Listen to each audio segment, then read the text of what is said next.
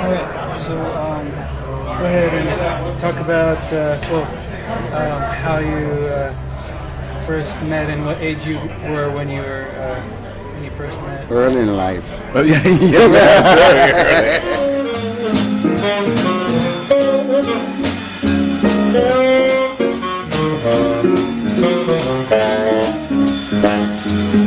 I was still a teenager. Yeah. I was in college at the time, but I think I was my sophomore year of college. I was like 19. Yeah.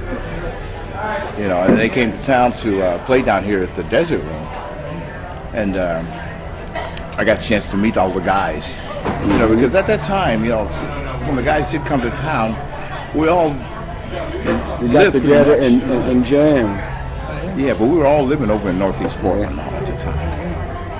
You know, and so Charlie and the guys used to come by my apartment I shared with the guitar player, and they would jam after they'd been playing all night long.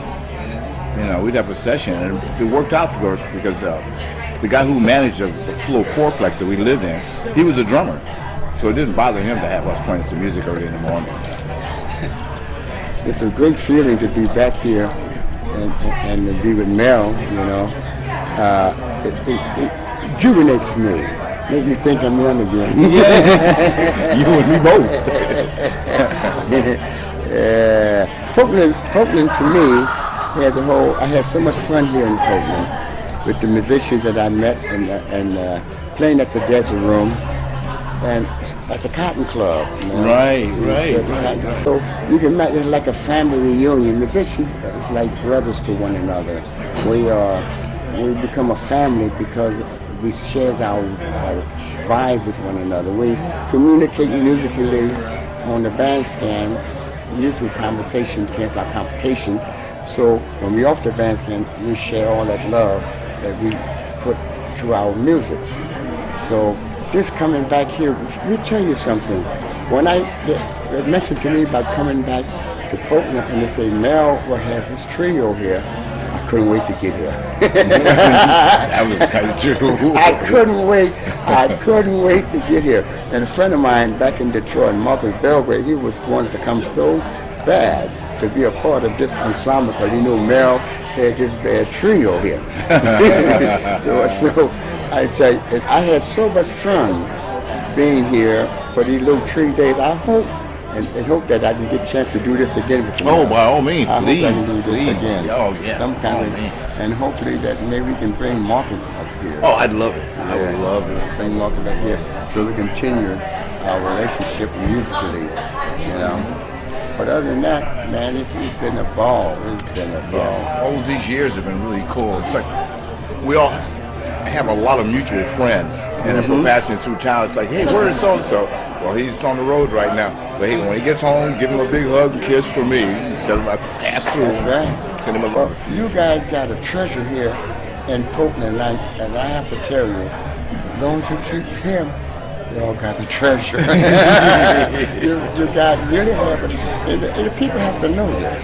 You know, because they see him every day, playing here and playing there. They take that for granted. You ain't gonna find musicians of this caliber everywhere. They're very few. You know what I'm saying? They're very few. So you have to treasure that and realize they are keeping alive. The only art form that we have given to the universe is jazz. When you see a jazz musician like this, they are keeping the only art form that the United States have given back to the world. But every other art form come from abroad. But jazz was nurtured in this country. And it takes cats like Mel Brown and what's the piano player name? Jopley and Ed Benson. Cats like that. And cats like this bring other cats like myself up here to help to nurse this music for the universe. So that's what's important. So you put some emphasis on the musicians that keep this music alive. Live music is the only thing that you have. You only hear one time, you'll hear the same thing again. But you don't find those musicians everywhere. See, if you find out when they're tied to the paper, the music's still on the paper. Right. But like this, music, they are the music. It ain't on the paper. That's like trying to explain to a few people that when you get a chart, there's nothing but a bunch of notes, and it's what you do with those notes that makes things happen. And as Charlie had tested earlier, it's like with this being our life, we can travel anywhere and play with anybody. And I have found that because I've been around the world 10 times. Yeah. And I'm going around doing the stuff with the Temptations or the Supremes or Marvin Gaye. But when I get off the gig, I'm going to D-Line. Where's the jazz club? And I couldn't speak the language. But they could speak a little English, and they let me sit in. And once I sat in, I got instant friends for the rest of my life. I get Christmas cards. A universal language, music. Yeah. Anywhere in the world, and you can play music with a universal language. And you have a musical conversation. You talk to one another musically. Yeah. And it sounds like you've When you rehearsed do, it for when you like do 10 years. boom, we have a musical conversation. I talk back to him. He talked back to me. I talked. Yeah. That's what it's all about.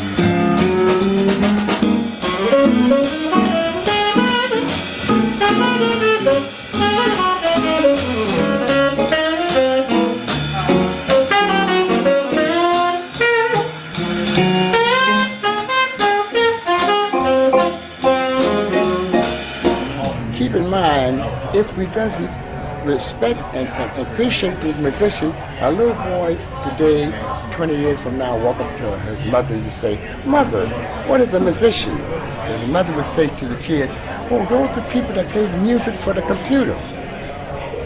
This is or the word eliminating the electronic. They're taking over everything, and they're replacing us in the machine.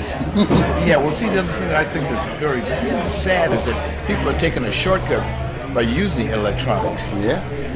To pretend like they're actually playing the music because, we spent many hours practicing and studying, and now people want a shortcut. So it's like I'll get a new machine and I'll sample what Charlie and I have been playing, and have people thinking that's really them that's playing.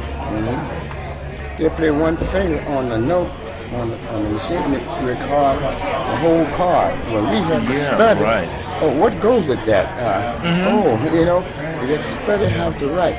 You put it on here and the machine writes the whole arrangement. We are being eliminated, so you have to appreciate such great musicians like Mel and his trio. And give them the thing that you need to keep this music alive here in Portland. Portland is a wonderful city, beautiful city. And I'm very happy to be here with Mel. Oh, thank you. Feeling mutual. Thank you, baby. It's Thanks for having me. wonderful. Thank you so much. All right. Great.